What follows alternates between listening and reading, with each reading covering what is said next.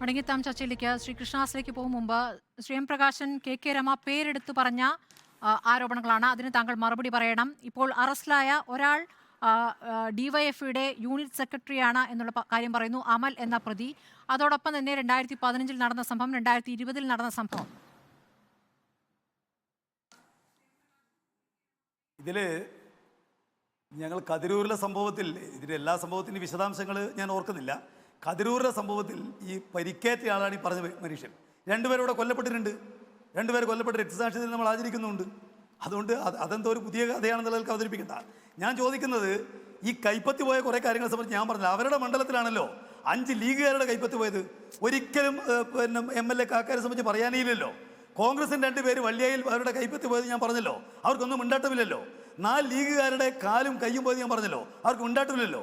അതുപോലെ തന്നെ ഇതിന് തൊട്ടടുത്ത് 700 കിലോഗ്രാം സ്ഫോടക വസ്തു ഇതിന് 5 വീട് അപ്പുറത്താണ്. പിടിച്ചതിനെ പറ്റി എന്താ MLAക്ക് മിണ്ടാൻ വേണ്ടി കഴിയാത്തത്? അതുപോലെ 2 RSSകാർ പിന്നെ ബോംബ് പൊട്ടി പരിച്ചതിന് തൊട്ടടുത്തല്ലേ, എന്താ അവരും ഉണ്ടാത്തത്? ആ കണക്കുകൾക്ക് അവർ രണ്ടുപേരും മറുപടി പറയട്ടെ. ഞാൻ ചോദിക്കുന്നത്, നിങ്ങൾ ആദ്യം തള്ളി പറയുന്നു, പിന്നീട് അവരെ അംഗീകരിക്കുന്നു. ഇപ്പോൾ കൈപ്പത്തി പോയവരാണെങ്കിൽ അവരുടെ ചികിത്സ മുഴുവൻ ഏറ്റെടുക്കുന്നു, അവരെ സഹായിക്കുന്നു. മറ്റേ കൂട്ടരെ ആണെങ്കിൽ ആദ്യം പാർട്ടിയുമായി ഒരു ബന്ധമില്ല എന്ന് പറയുകയും പിന്നീട് രക്തസാക്ഷിയായി അവരെ കാണുകയും ചെയ്യുകയാണ്. അതുകൊണ്ടാണ് ഈ പ്രതിപക്ഷ നേതാവ് പറഞ്ഞ ഷെറിൻ ഈ തെരഞ്ഞെടുപ്പ് കഴിഞ്ഞാൽ രക്തസാക്ഷിയാകുമെന്ന്. ഞാൻ പറഞ്ഞല്ലോ, അവർക്കെന്തും പറയാന്ന്. അവർക്കിപ്പോ ഞങ്ങളുടെ പാർട്ടിയെ പറ്റി അവർക്ക് എന്താ എന്ത് പറയുന്നതിന് എന്താ? ഞങ്ങൾ തള്ളിപ്പറഞ്ഞ കേസിനകത്തുള്ള ആളുകളെ രക്തസാക്ഷിയായിട്ട് ഈ കേരളത്തിൽ ഒരു കാലത്തും പറഞ്ഞിട്ടില്ല, ഒരു കേസിലും പറഞ്ഞിട്ടില്ല. MLA പറഞ്ഞ കതിരൂരിലെ കേസ്, ആക്രമണത്തിൽ 2 പേര് കൊല്ലപ്പെട്ടു, ഒരാളുടെ കൈപ്പത്തി പോയി. ഞങ്ങൾക്ക് നടന്ന അക്രമമായിട്ട് ഇതിനെ കൃത്യമായിട്ട് പരിശോധിച്ചതാണ്. ഞങ്ങളെ 2 പേര് അതിനകത്ത് വേറെ എന്തെങ്കിലും പ്രത്യേകിച്ച് ശ്രീ എം പ്രകാശൻ, പാനൂർ പൊന്യത്ത് 2020 നടന്ന സംഭവം എന്ന് പറയുന്നത് ഒരു മിനിറ്റ്, രമേശ് എന്ന കുട്ടു അയാളെ 2 കൈപ്പത്തിയും പോയി, പാർട്ടിയുമായി ബന്ധമില്ല എന്ന് പറഞ്ഞു. പിന്നീട് നിങ്ങൾ അയാളെ സഹായിക്കുന്നു. MLAക്ക് ഈ ചർച്ചാവേളയിൽ MLAക്ക് ഈ ചർച്ചാവേളയിൽ പ്രത്യേക അധികാരമൊന്നുമില്ല. നിങ്ങളൊരു പാർട്ടിയുടെ ആളായിട്ട് വന്നിരിക്കുന്നതാണ്, മിണ്ടായിരുന്നാൽ മതി. നിങ്ങൾ പറയുമ്പോൾ ഞാൻ കേട്ടു, ഞാൻ പറയുമ്പോൾ നിങ്ങൾ കേട്ടാൽ മതി. നിങ്ങൾക്ക് പറയാനുള്ള നിങ്ങൾ പിന്നീട് പറഞ്ഞോ, അല്ലാതെ എൻ്റെ വായിക്കാനായിട്ട് നിങ്ങൾ പറയേണ്ട ആവശ്യമൊന്നുമില്ല. ഞാനിവിടെ ഇവിടെ ഇപ്പോൾ വിനീഷ്, അയാൾക്കാണല്ലോ ഏറ്റവും ഗുരുതരമായ പരിക്ക്. അദ്ദേഹത്തിന് അച്ഛൻ നാണു പറഞ്ഞിട്ടുണ്ട്, എന്റെ മകന് പാർട്ടിയുമായിട്ട് ഒരു ബന്ധവുമില്ല, പാർട്ടി ആലോചിച്ചൊരു കേസേ അല്ല ഇത്. ഇതിന് പിന്നിൽ ആരാണ് പ്രവർത്തിച്ചത്, വിനീഷ് കൊടിക്കാരി ചെയ്യിച്ചത് ഞാൻ നിങ്ങളോടല്ല പറഞ്ഞു, ഞാൻ പ്രേക്ഷകരോടെ അല്ല. ഞാൻ പറയട്ടെ, താങ്കൾ ഈ പറയുന്ന വിനീഷിന്റെ അച്ഛൻ എന്ന് പറഞ്ഞ പാർട്ടിയുടെ നേതാവാണല്ലോ. അദ്ദേഹം പറഞ്ഞല്ലോ, അല്ല അദ്ദേഹം പാർട്ടി നേതാവാണ്, അതുകൊണ്ട് പാർട്ടിയെ സംരക്ഷിക്കുന്നു. അച്ഛനെക്കാൾ കൃത്യമായിട്ട് നിങ്ങൾക്കാണോ അറിയാം വിനീഷിനെ? അല്ല, എനിക്ക് മനസ്സിലാവുന്നില്ല താങ്കൾ എന്താണ് വിശദീകരിക്കാൻ ശ്രമിക്കുന്നത്.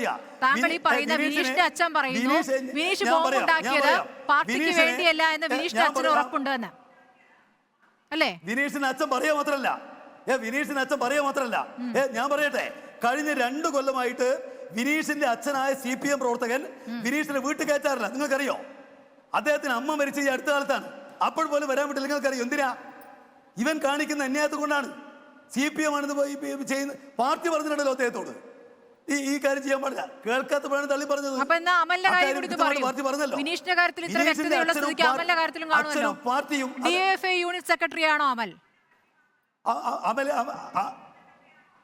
അത് പരിശോധിച്ചാലേ പറയാൻ കഴിയുള്ളൂ.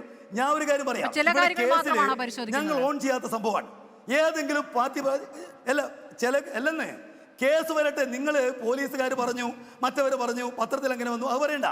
പോലീസുകാർ കേസെടുത്ത് അന്വേഷിച്ചിട്ട് കുറ്റപത്രം ഫയൽ ചെയ്യട്ടെ.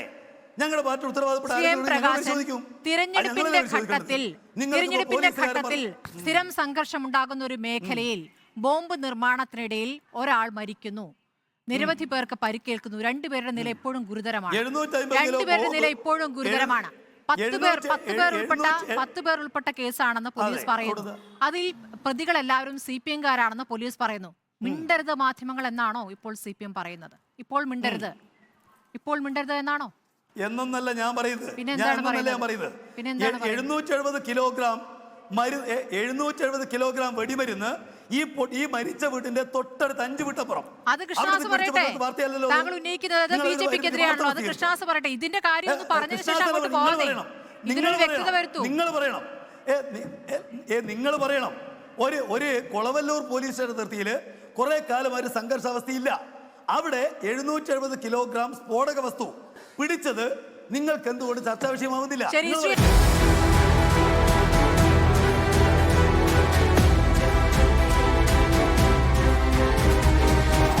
ഡിബേറ്റ് വിത്ത് സ്മൃതി പരുത്തിക്കാട്.